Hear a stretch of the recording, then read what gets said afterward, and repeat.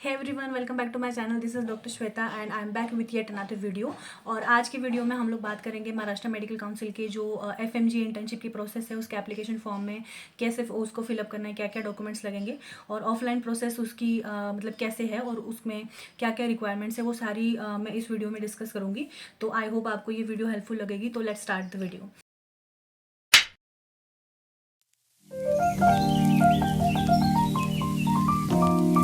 तो first of all you need to log in to the Maharashtra medical council website.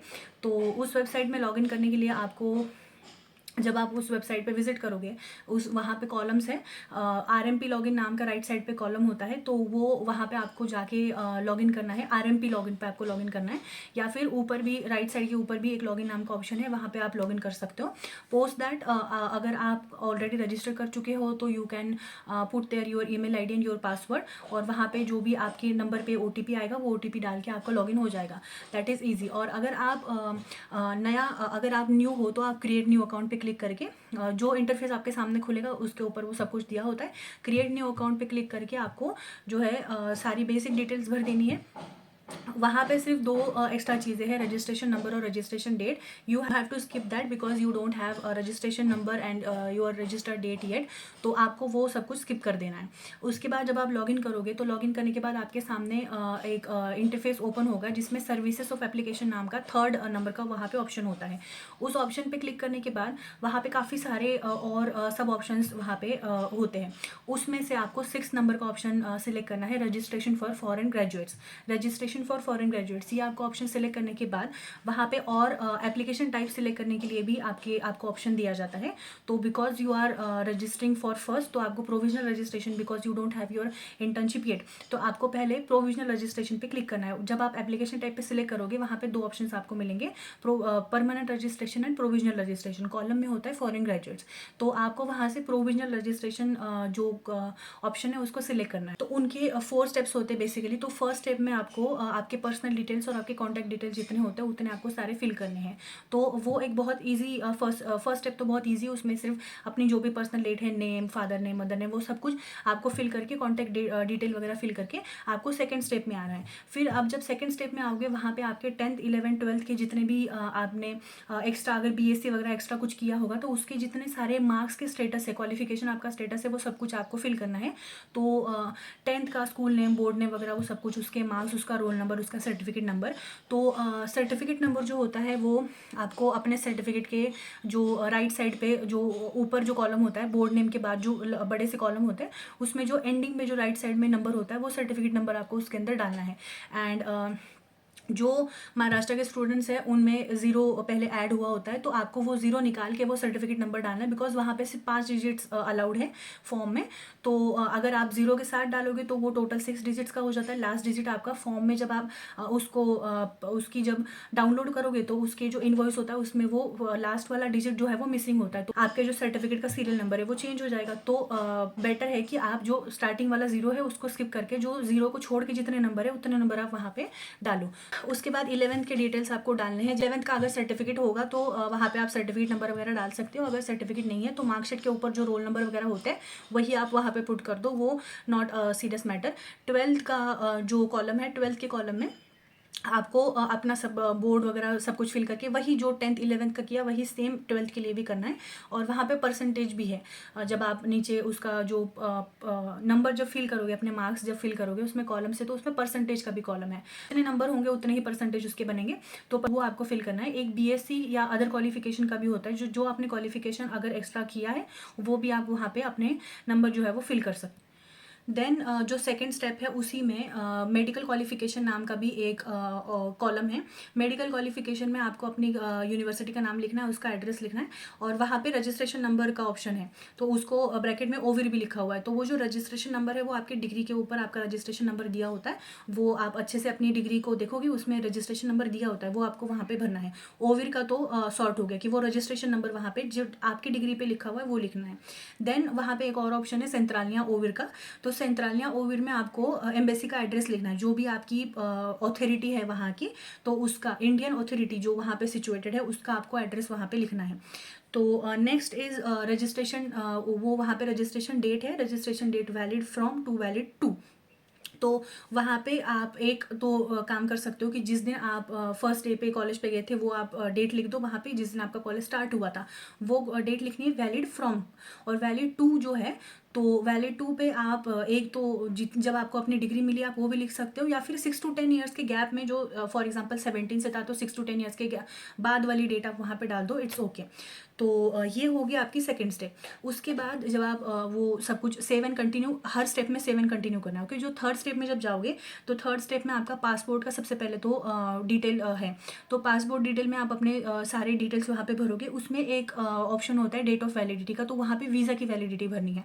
First visa जो आपको मिला था और लास्ट वीज़ा जो आपको मिला था, तो वैलिड फ्रॉम में आप फर्स्ट वीज़ा लिखोगे, वैलिड टू में आप लास्ट वीज़ा की डेट लिखोगे, ओके। देन वहाँ पे स्क्रीनिंग पर्टिकुलर्स है, तो स्क्रीनिंग पर्टिकुलर्स में आपको जो आपकी एफएमजी हुई थी वहाँ पे वो बोर्ड वगैरह वो सिलेक्ट करना है। जो डेट है तो स्क्रीनिंग पर्टिकुलर का जो उसमें जो डेट का भी कुछ लोगों को कन्फ्यूजन था, तो आप कोई भी डेट वहाँ पे लिख सकते हो। अगर आपको जो जिस दिन रिजल्ट आया था वो भी डेट लिख सकते हो, या फिर जिस दिन आपको अपना पासिंग सर्टिफिकेट एनबी से जो मिला था उसकी भी डेट लिख सकते हो। प्रेफर करना कि पासिंग सर्टिफिकेट की डेट लिखे, डेट का इतना कुछ इशू वहाँ पे होता नहीं है, relax about that. And next वहाँ पे इंटर्नशिप पर्टिकुलर का कॉलम है। तो इंटर्नशिप पर्टिकुलर के कॉलम में आपने अगर इंटर्नशिप की है तो आपको तो ऑफकोर्स ड्यूरेशन लिखनी पड़ेगी, but most of the students की जिनकी इंटर्नशिप वहाँ पे हुई नहीं है, तो उन लोगों की क्वेरी है कि उस कॉलम्स में फिर हम क्या लिखेंगे। तो जो स्टार्टिंग वाले कॉलम्स है उसमें तो सब कुछ आपको नील लिखना है कि मतलब कौन से इंस्टीट्यूट में आपने किया था, उस इंस्टीट्यूट का एड्रेस क्या है, कौन सी स्टेट थी, वो सब कुछ आप नील लिखो वहाँ पे जो 3 कॉलम्स है। बट जो डेट का कॉलम होता है वो कॉलम हम लोग स्किप नहीं कर सकते, उसके बिना जो फॉर्म जो है वो आगे नहीं जाएगा। तो for that you have to put some dates. तो उसमें आप रैंडम डेट लिख दो, जून 24 से जून 25 के डेज, सिर्फ 366 367 ऐसे डेज वहाँ पे करके आप रैंडम डेट्स वहाँ पे फिल कर दो। या फिर आप स्टेट में आप महाराष्ट्र लिख भी सकते हो, नहीं भी लिखना वो दैट डजेंट मैटर। तो अगर आपको लिखना है तो स्टेट वाले कॉलम में महाराष्ट्र लिख दो, और बाकी का जो इंटर्नशिप के डेट्स है, डेट्स जो है वो आप ऐसे कर दो कि 366 या 367 डेज होने चाहिए 2024 to 2025। ये आपको फिल करना पड़ेगा, उसके बिना वो फॉर्म आगे नहीं जाएगा। देन नेक्स्ट ये सारे कॉलम्स होते हैं जिसमें आपको name of medical degree, diploma, जो भी आपकी लाइसेंसिंग बॉडी होती है वो सब लिखना है। आपने अगर कोई ट्रेनिंग वगैरह की होगी तो आप नीचे वाले कॉलम में येस लिख सकते हो, वरना नो लिखना है। उसके नीचे भी आपको दोनों कॉलम्स में नो ही लिखना है। जो लैंग्वेज वाला कॉलम है उसमें आप स्पेसिफाई कर सकते हो कि आपकी जो स्टडी हुई थी वो इंग्लिश में हुई थी, और उसके नीचे वाला जो कॉलम है इप्सो फैक्टो का, उसमें सिर्फ आपको येस लिखना है। रजिस्टर्ड इन फॉरेन कंट्री में भी आपको येस मार्क करना है, बिकॉज रशिया, किर्गिस्तान जैसे कंट्रीज़ में गॉस एग्ज़ाम होती है तो वहाँ पे वो रजिस्टर्ड होते हैं। एंड रजिस्टर्ड बॉडी आपकी जो कॉलेज की बॉडी होती है उसका नाम लिखिए, और जो रजिस्टर्ड नंबर है उसमें आपके डिग्री के ऊपर जो प्रीवियस हमने रजिस्टर्ड नंबर मेंशन किया था वही रजिस्टर्ड नंबर आपको अगेन इसमें फिल करना है। उसके बाद भी देन आपको सेव एंड कंटिन्यू करके जो फोर्थ वाली लास्ट वाली जो स्टेप होगी उसमें आपको डॉक्यूमेंट्स सबमिट करने हैं। तो डॉक्यूमेंट्स आपको कौन कौन से सबमिट करने होते हैं? सबसे पहले तो फोटो होगा, सिग्नेचर होगी। ये दोनों डॉक्यूमेंट्स आपको 50 KB के साइज़ में ये होनी चाहिए, और उसका फॉर्मेट जो है वो JPG फॉर्मेट में आपको वो फिल करना है। देन उसके बाद आपकी डिग्री आपको देनी है, 10th 11th 12th का मार्कशीट देना है, 10th और 12th का आपको जो पासिंग सर्टिफिकेट मिलता है बोर्ड से वो देना है। उसके बाद एलिजिबिलिटी सर्टिफिकेट, यहाँ पे उनका एक और कॉलम है स्क्रीनिंग टेस्ट रिजल्ट का, तो उसमें आप अपना जो पासिंग सर्टिफिकेट आपको NB दिल्ली से मिला है वो आप स्कैन करके उतने जितनी साइज़ उसकी होती है, मैं सब कुछ यहाँ पे मेंशन कर दूँगी, तो वो स्कैन करके जितनी साइज़ उसकी होती है उतना आप वहाँ पे अपलोड करो। देन आपको पासपोर्ट जो इमिग्रेशन स्टैम्प से पासपोर्ट के सारे जितने आपके पास होंगे वो सारे के सारे आपको वहाँ पे रजिस्टर वो सारे आपको स्कैन करके वहाँ पे अपलोड करने। देन वहाँ पे डोमिसाइल भी आपको अपलोड करना है। इतने सारे डॉक्यूमेंट्स हैं, आपका फ़ोटो, आपका सिग्नेचर, ये 50 KB में होने चाहिए। बाकी जो रिमेनिंग डॉक्यूमेंट्स हैं वो सारे जो है वो 150 KB के होने चाहिए। फ़ोटो सिग्नेचर जो है वो JPG में होगा, बाकी के सारे डॉक्यूमेंट जो है वो PDF फॉर्म में होंगे। Everything need to be scanned, okay. और एक्सेप्ट योर पासपोर्ट के जो आपका पासपोर्ट है उसके जो इमिग्रेशन स्टैम्प्स है वो आप कर सकते हो अप टू 250 KB तक, ओके। वो 250 KB तक एडजस्ट करके वो आप स्कैन करके 250 KB तक एडजस्ट करके उसको आप अपलोड कर दो। तो ये total 4 steps Maharashtra medical council के फॉर्म के हैं। इतना कुछ कॉम्प्लेक्स फॉर्म नहीं है। तो जब आप फॉर्म फिलअप कर दोगे आपको वहाँ पे एक पॉपअप मैसेज आएगा कि आपका एप्लीकेशन सबमिट हो चुका है सक्सेसफुली, और वहाँ पे एक नंबर होता है रजिस्ट्रेशन नंबर।